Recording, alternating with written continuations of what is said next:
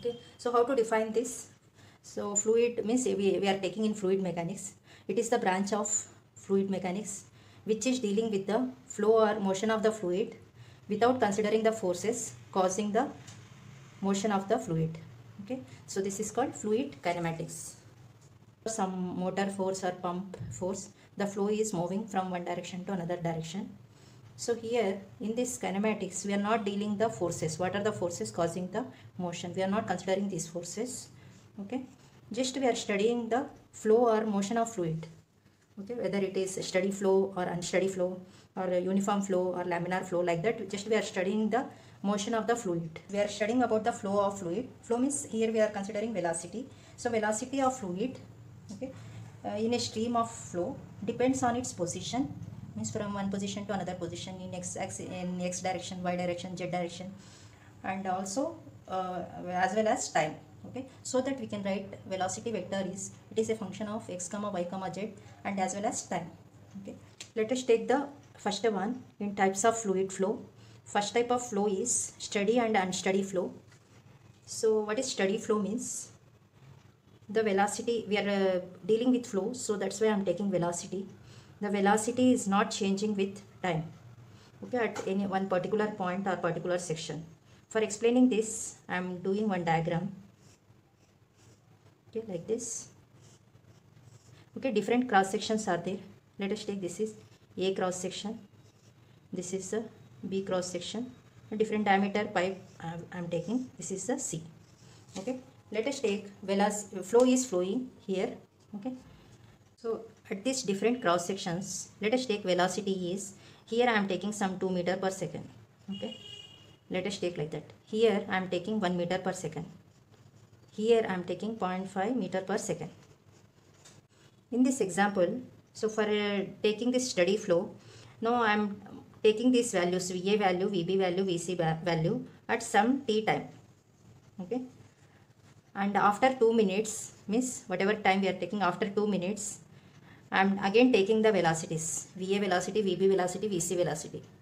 At this time also velocities are, VA is equal to, let us assume it is 2 meter per second, VB is equal to 1 meter per second, VC is equal to 0.5 meter per second. Okay, at t time also the values are same. Again I am taking, after some time, after 5 minutes, I am taking values.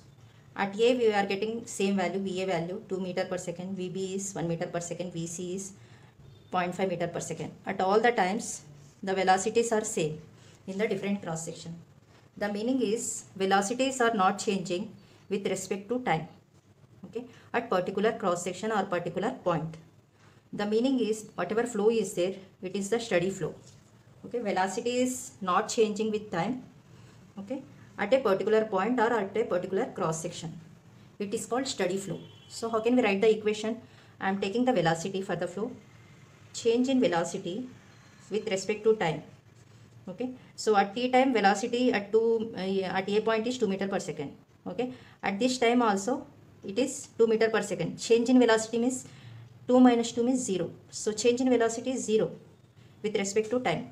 The velocity is constant at any time. The change in velocity with time is 0. Okay, it is called steady flow equation. Okay, for the reverse case, if the velocity is changing with respect to time, it will give some value. Those fluids we are calling unsteady flow.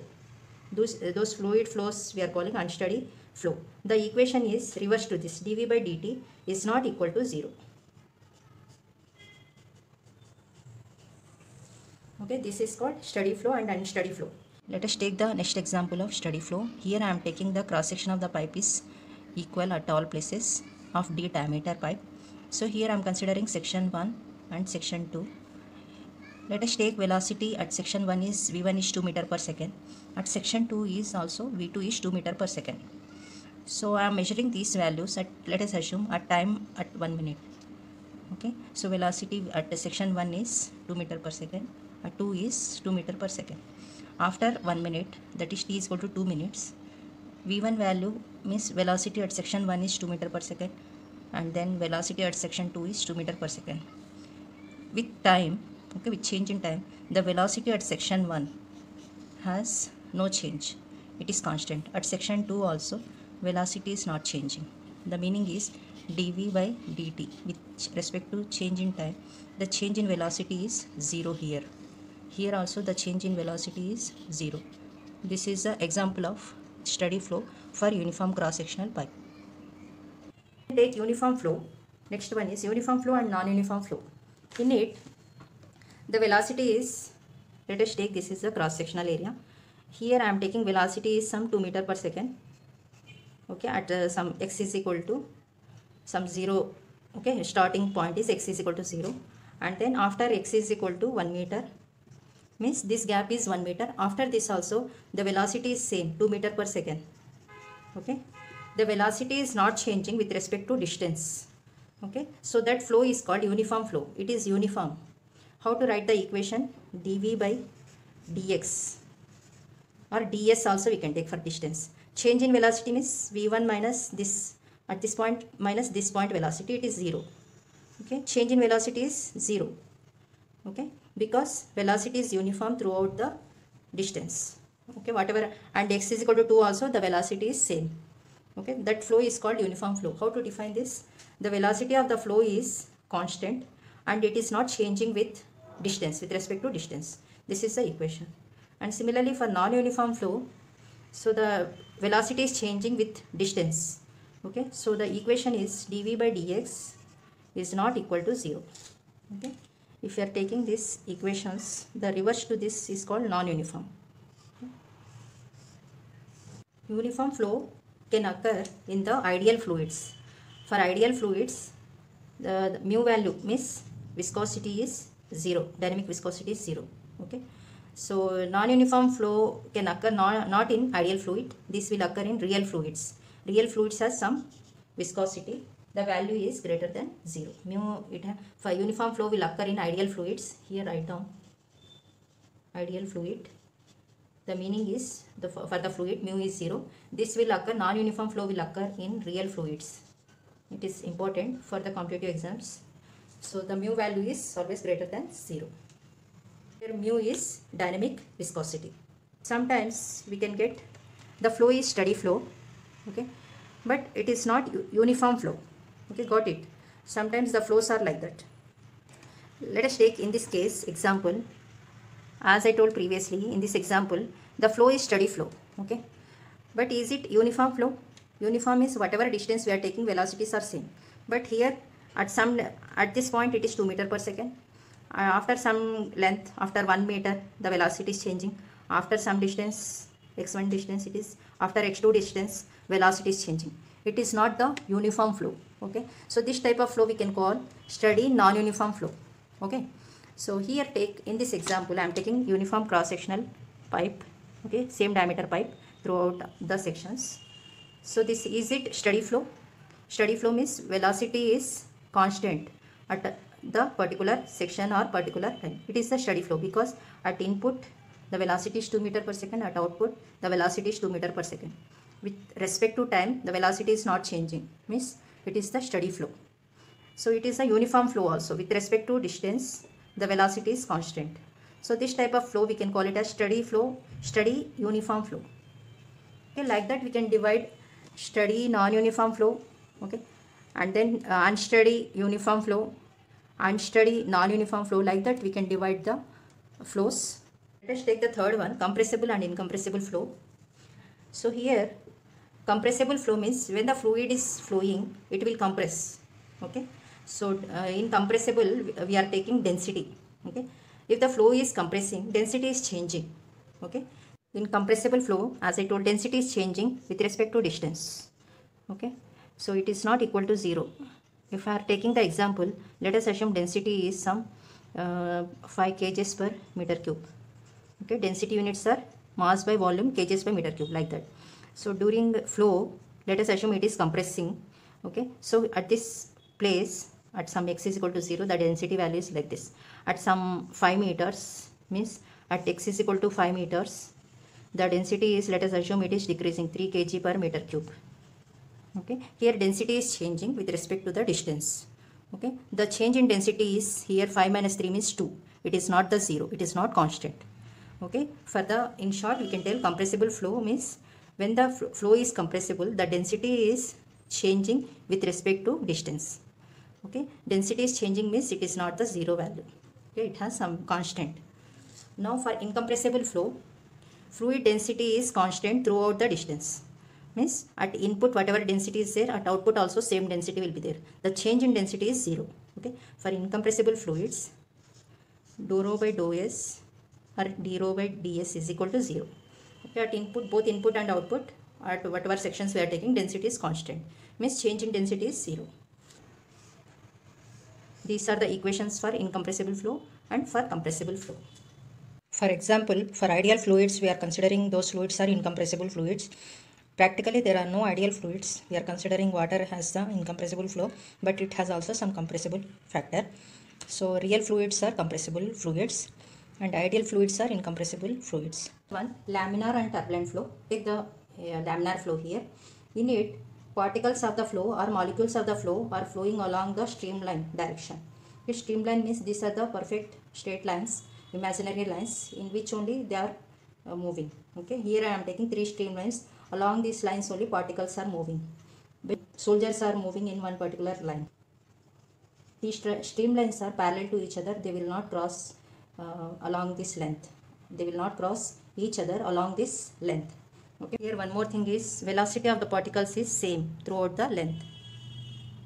This laminar flow will occur only in the viscous fluid, which has viscosity. It has some viscosity. Means it has some mu value. In that fluid only this type of flow will occur. Okay. In turbulent flow, the particles are crossing with each other. Okay, they are moving in zigzag manner. This is a turbulent flow example. In it, molecules of the flow lines and the velocity of the molecules changes its magnitude and direction from point to point. Okay, molecules are changing the direction and its magnitude also changing. And here lines are crossing with each other. Example is, so it is in zigzag manner. Means example is if you are catching the train, if passengers are catching the train,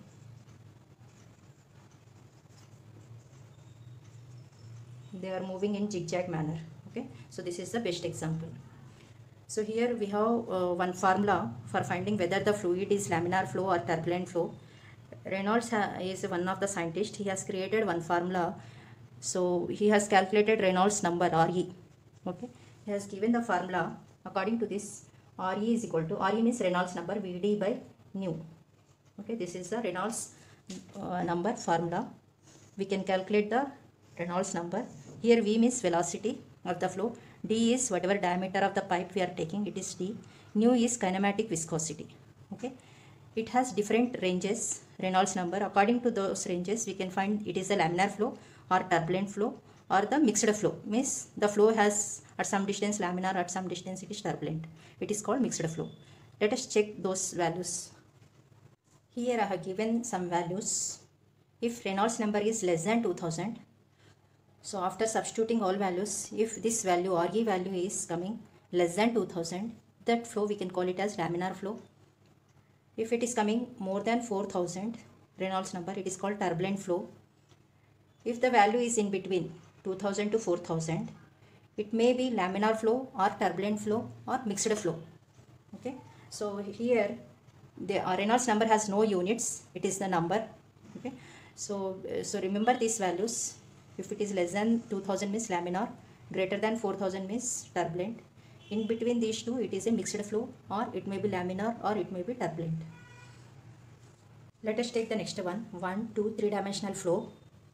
Here for explaining this, I will take one example.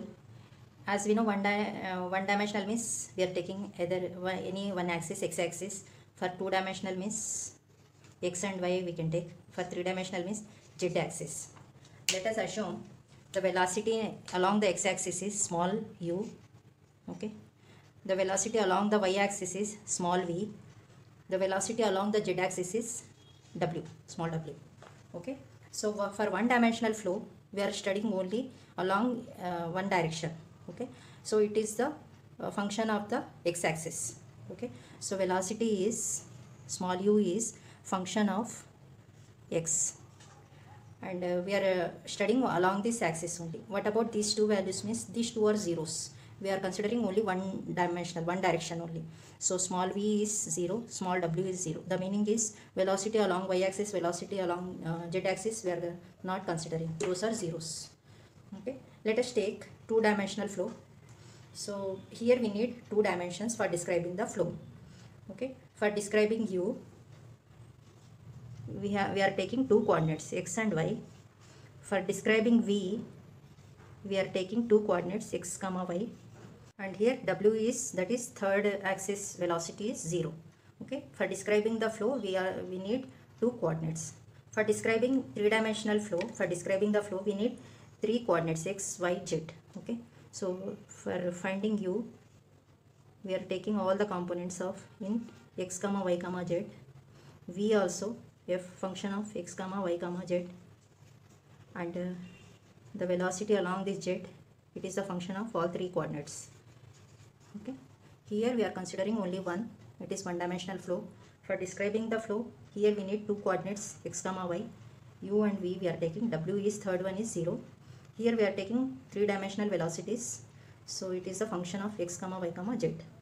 Take the next one, rotational flow and irrotational flow. Okay. Here in rotational flow, fluid particles are moving along the streamlines. Okay, let us take, these are the fluid particles, they are moving along the streamlines. Okay, so here particles are rotating about their own axis. Okay, so every particle has, let us take, this is a bigger one, particle. Every particle has at its center along in the vertical direction, for this particle one axis will be there. Okay, if it is rotating about its axis, okay, so that type of flow is called rotational flow. Okay, in short we can say flow is along the streamline, particles are rotating about their own axis. Okay, in short we can tell flow is along the streamline and also particles rotate about their own axis. It is called rotational flow. In irrotational flow, flow is along the streamline. In this case also flow is along the streamline. Okay, like this. But particles are not rotating, do not rotate about their own axis, is called irrotational flow. Remember this one, in both cases particles are moving along the streamlines. In rotational, particles are rotating about their own axis. In this irrotational flow, particles are not rotating about their own axis. Okay, so it is the difference.